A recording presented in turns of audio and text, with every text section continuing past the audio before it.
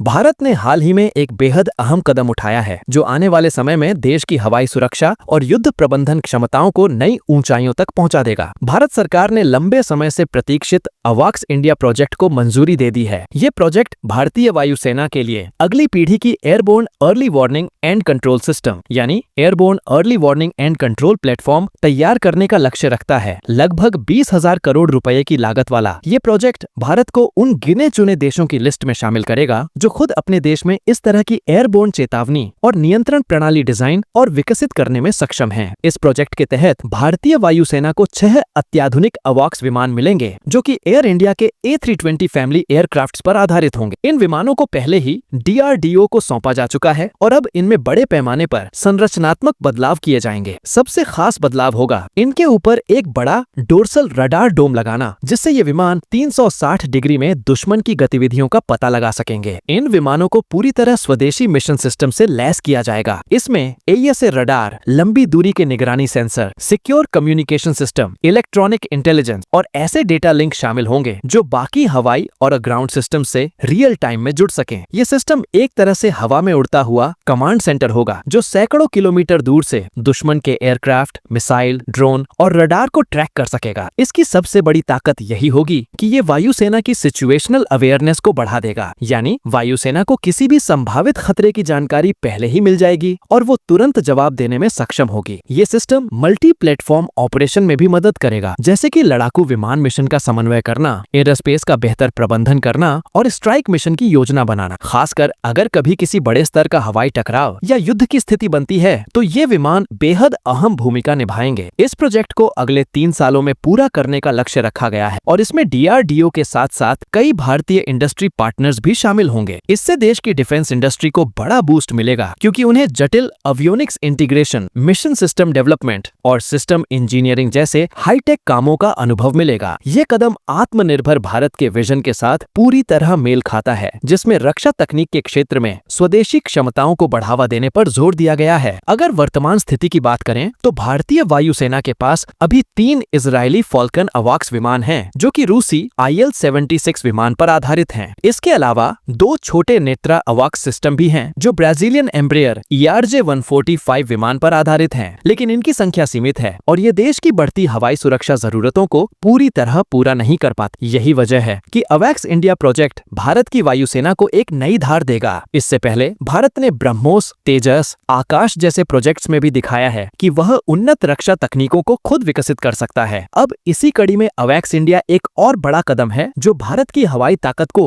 और भी सशक्त बनाएगा। आने वाले वर्षों में जब ये 6 airborne early warning and control विमान भारतीय वायुसेना के बेड़े में शामिल होंगे तो भारत की हवाई सीमाएं कहीं ज्यादा सुरक्षित और सतर्क हो जाएंगी।